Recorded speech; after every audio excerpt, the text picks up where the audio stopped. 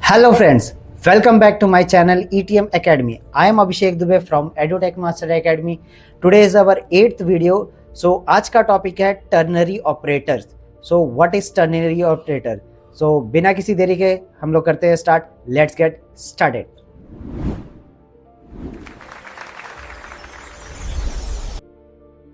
What is ternary operator? Ternary operator होता क्या है? इससे पहले आपने वीडियोस में पढ़ा होगा मेरे पास इफ एल्स स्विच केस. तो ये क्या करते थे, एक कंडीशन देते थे और उसके बेस पे हमें स्टेटमेंट मिलता था. तो same kind of ternary operator भी है, लेकिन ये उसका एक तरह से आप समझ लीजिए शॉर्टकट है. ठीक है, आपने एक पढ़ा होगा इफ और पढ़ा होगा एल्स. इफ में हम क्या करते थे, कोई भी एक कंडीशन देते थे, और एल्स का क्या काम था, जो आखिरी ऑप्शन है या फिर इनमें से जो इफ में कंडीशन दिया गया उसके बगैर कोई भी ऑप्शन बचता है तो सारा ऑप्शन एल्स में प्रिंट हो जाता है. तो वही चीज हम लोग बिना किसी देर से चलते अपने स्क्रीन पे और समझते हैं कि ये क्या चीजें हैं. तो सबसे पहले हम क्या करते हैं, एक वेरिएबल लेते हैं, where num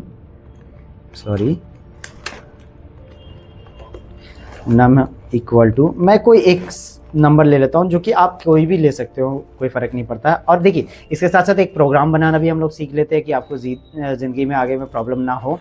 राइट, तो सबसे पहला हम क्या आज पहले प्रोग्राम क्या बना रहे हैं, यहाँ पे हम लोग लिखने वाले हैं कि ऑड इवन नंबर अगर हमारे को प्रिंट करना है. लाइक मान लीजिए कि आपने या फिर यूज़र ने किसी ने भी कोई भी नंबर डाला है तो वो ऑड है कि इवन है वो हमारे को बताना है. तो ये तो आप सोच रहे हो बहुत इजी बात है सर, ये तो कोई भी बता सकता है, लेकिन प्रोग्राम को उससे मतलब नहीं होता है जब तक यूज़र क्या डालने वाला हमें नहीं पता. आप क्या डालने वाले हो मुझे नहीं पता है. राइट, मैं क्या डालने वाला हूँ आपको नहीं पता है. तो कोई भी नंबर डाले तो प्रोग्राम ऐसा बनाया जाता है कि वो ऑटोमेटिक उसका रिजल्ट दे दे. राइट, तो हम लोग क्या करने वाले हैं, सबसे पहले हम मैंने नंबर एक एज्यूम कर लिया कि आपने 5 दिया है मुझे. ठीक है, और अब मैं क्या करूँगा, वेर रिजल्ट, इसमें क्या करूँगा मैं, रिजल्ट आपका सेव कर लूँगा जो भी रिजल्ट आएगा. राइट, और हम लोगों ने पहले भी पढ़ा था if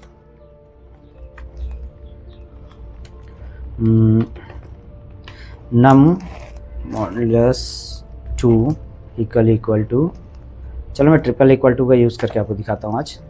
triple equal to and curly bracket में मैं लिखता हूँ result equal to even. Right, अगर नंबर इवन होता है तो आपको ये प्रिंट करके देगा, आइदर एल्स वो क्या प्रिंट करके देगा आपको,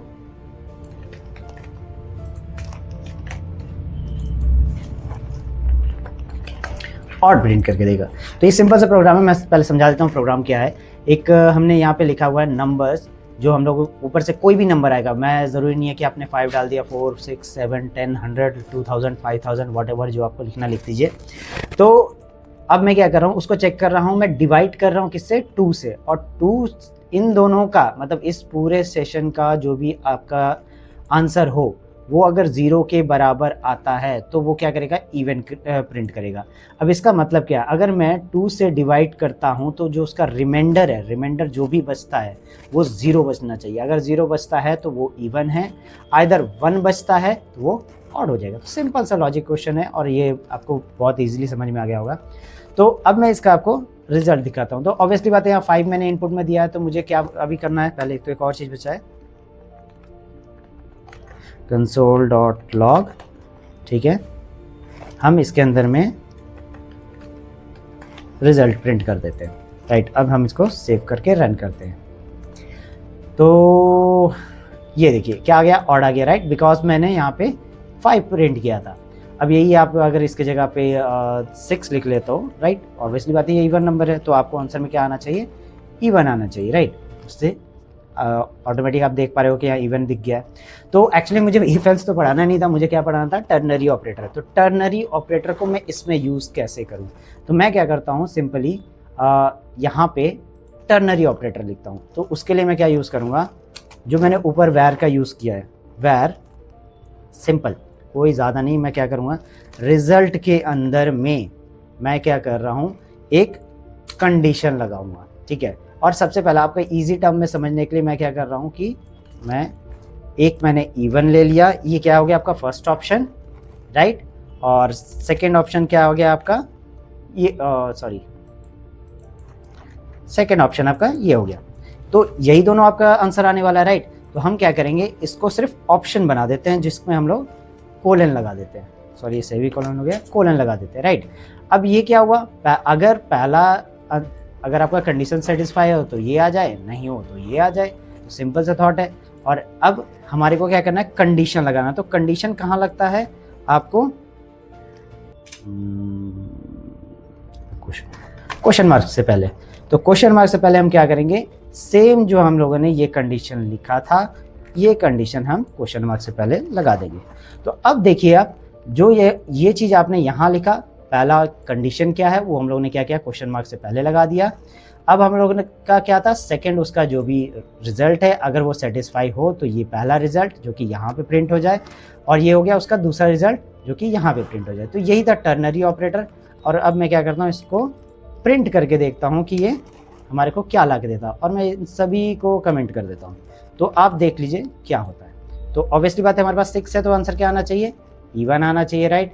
तो मैं इसको प्रिंट करता हूँ C, आप देख सकते हो कि E1 आंसर आया हुआ है।